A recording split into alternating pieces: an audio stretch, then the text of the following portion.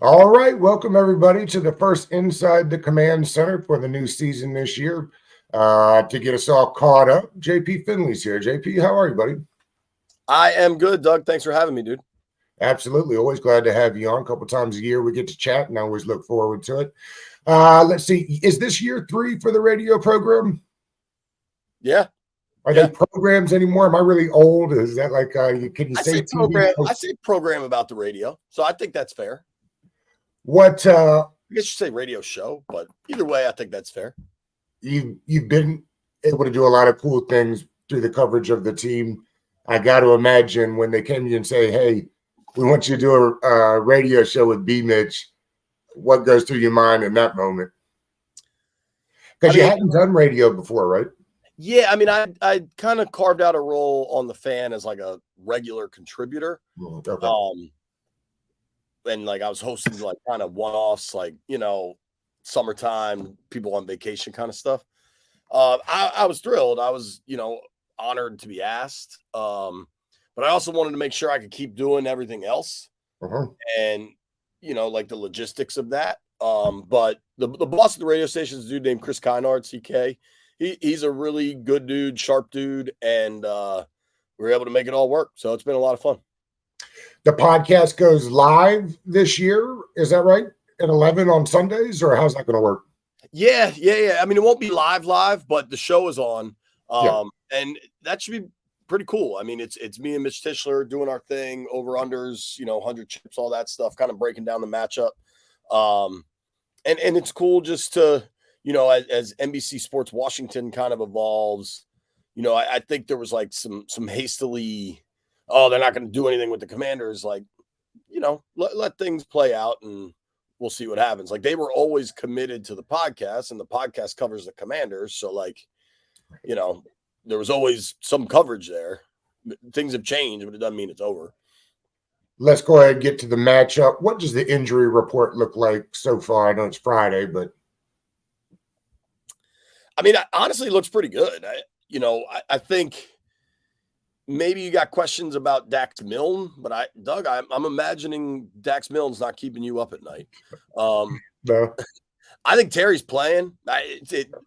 Full disclosure, it's Friday at 9:30. These guys are going to have another, they call it Fast Friday in the NFL. They're going to have a quick practice today. And we'll kind of see. But Terry was full yesterday. He wasn't even limited. And just knowing Terry and knowing, how seriously he takes his work and himself, like he's not gonna BS. There's B if you want to say hi. You can come in. What up, B? What up? To me, Terry's playing, and that is kind of consistent with what I'd heard all along.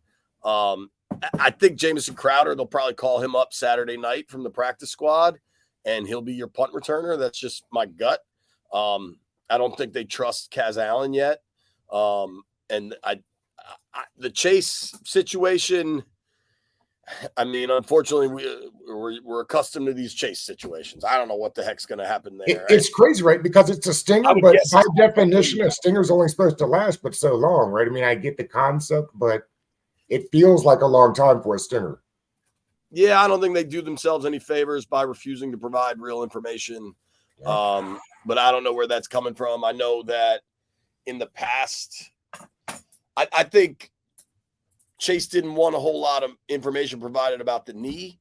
And I think that didn't necessarily do him any favors. And now it's like, well, I just don't want whoever's making the decision to not provide the info.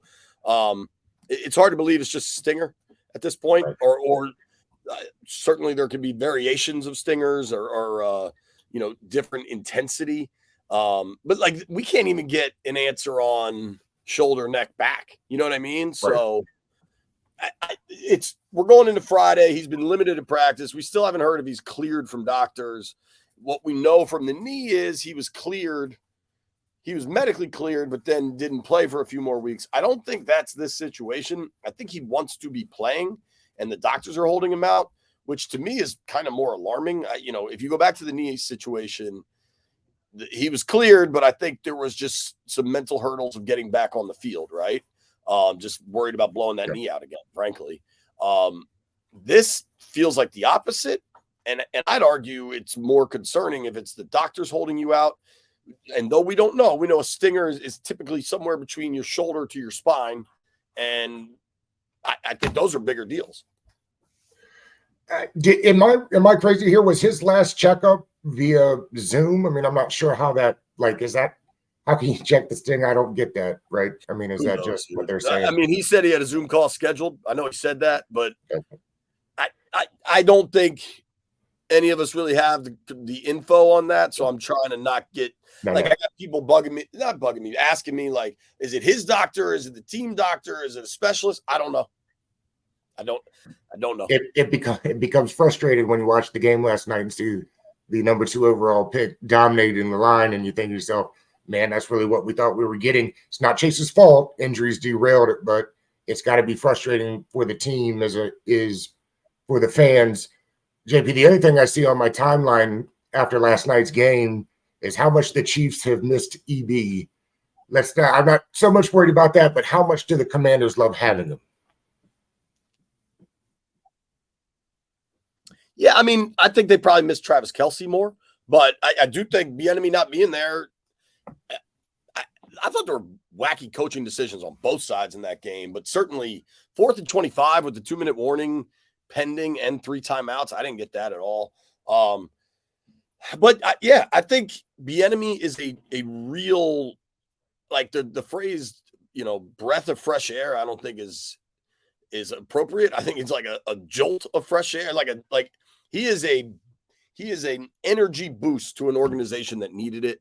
I think the players are into it. I think offensively, I'm really excited to see kind of the play calling sequencing. I think they'll be better in the red zone. They do a ton of red zone work in practice. I think their screen game is going to be better.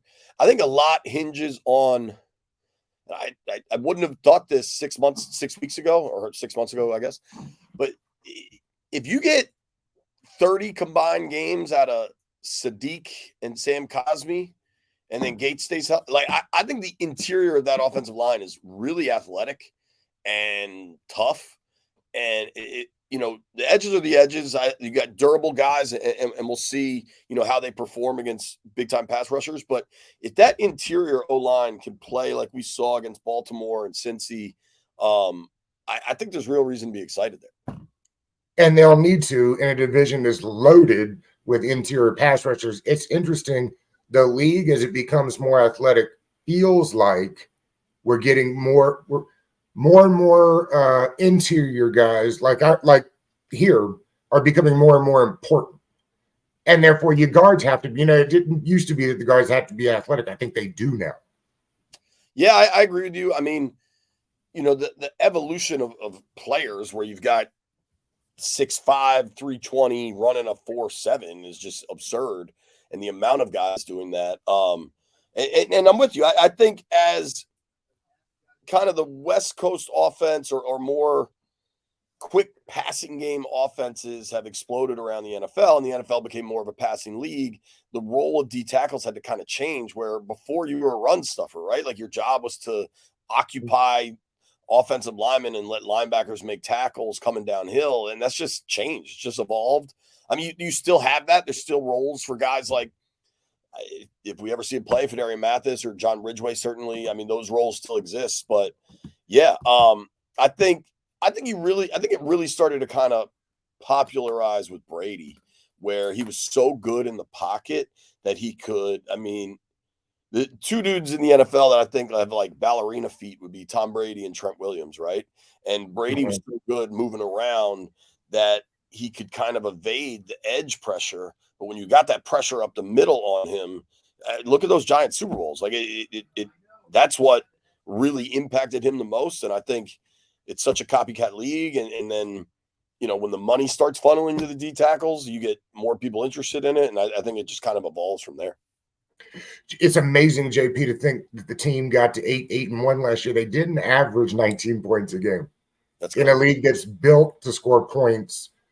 What do they got to get to this year to be successful? Feels like if they can get to 24 points, they can go out and have like a really good season if the defense going to play the same way they did last year.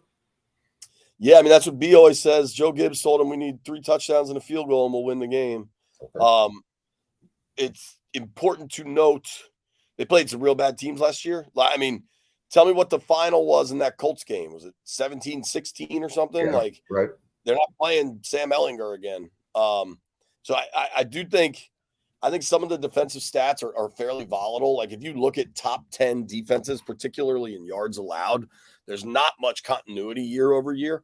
When you expand it to top 10, if you're just looking at top 3 or top 5, there are some defenses that are consistent.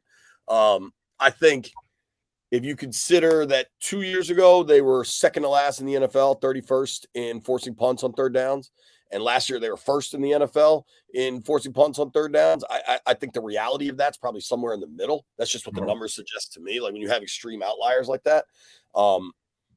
And, you know, you replace Davis Mills and Sam Ehlinger with Aaron Rodgers and Josh Allen. It's going to be a different challenge. But that doesn't mean I think Emmanuel Forbes is a really good player. That's the key right there. They were 28th last year in turnovers. If they can get that number up, you can make up for some of the third down stuff. Yeah, for sure.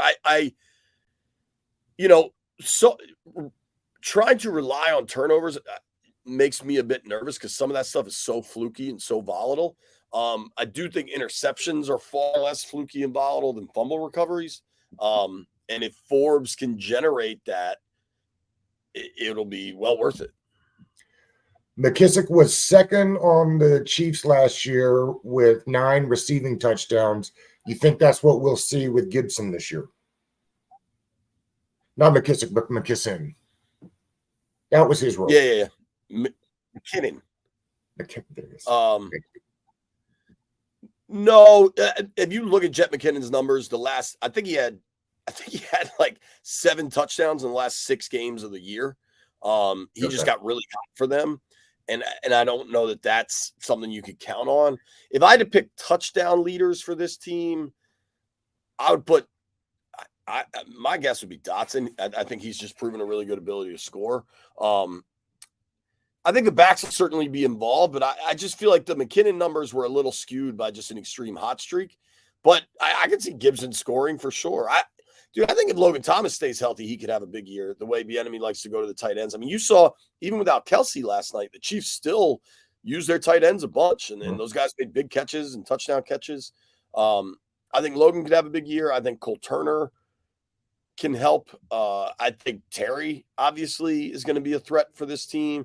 I also don't know that, like, not every running back pass is going to go to Gibson. They worked Robinson a lot in those situations. And I think it's key to use him in those situations occasionally so it's not just like an obvious run every time he's in the game or an obvious, like, he's in the block or whatever. Is Kendall playing outside because they don't feel comfortable with St. Juice there yet? I mean, I think they feel there's definitely a disconnect between what fans think and what the league thinks with Kendall. I think they know they can trust Kendall, and they play a lot of zone stuff where he's really. I think what people sleep on with Fuller is how good he is at reading quarterbacks' eyes.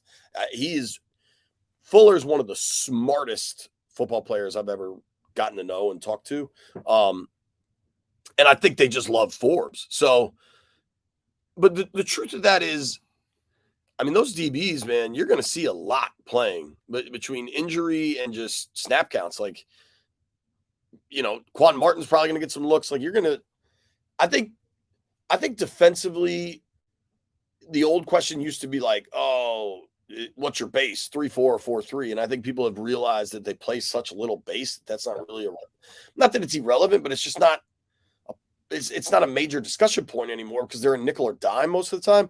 I mean, they're probably going to play more dime than they do base. So then you're wondering who's your 6th defensive back. You know what I mean? Like, and the way they carve these things up and play quarters or whatever, like or that zone matchup they do, like. And Percy's going to get a lot of action this year, right? They like him. Definitely. He had a hell of a summer. So, like, I think we get a little caught up in, like, this mindset of like, oh, who's on the outside? They're matched up in man. They're on an island. Like, not that often.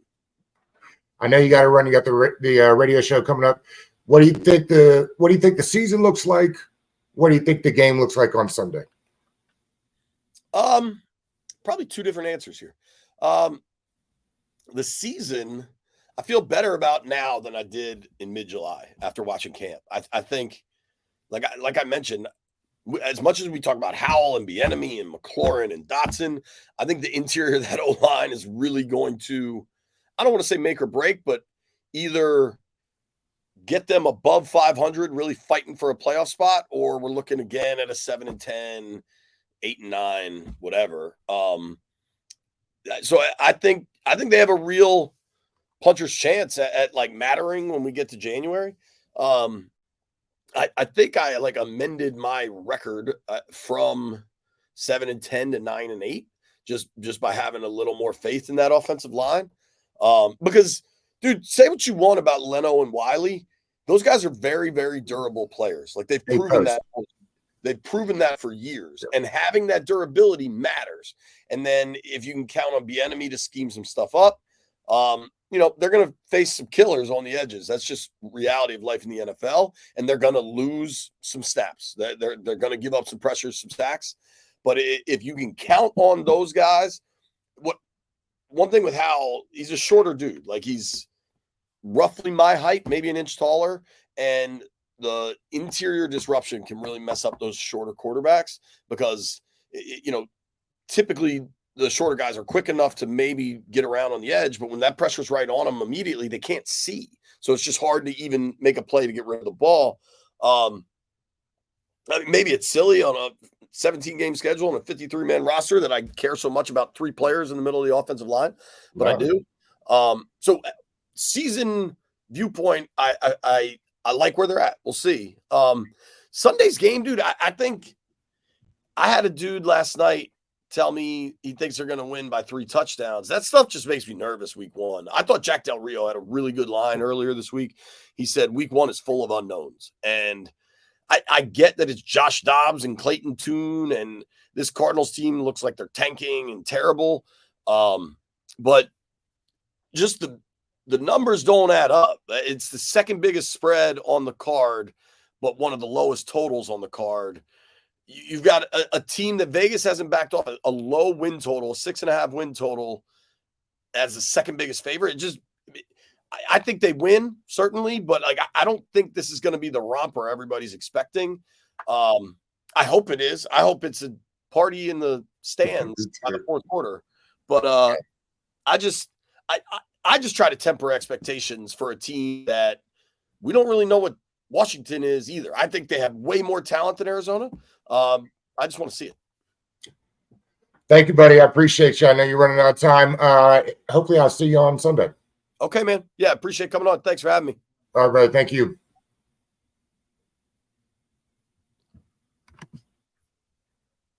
All right, bro. Thanks, man. Appreciate you.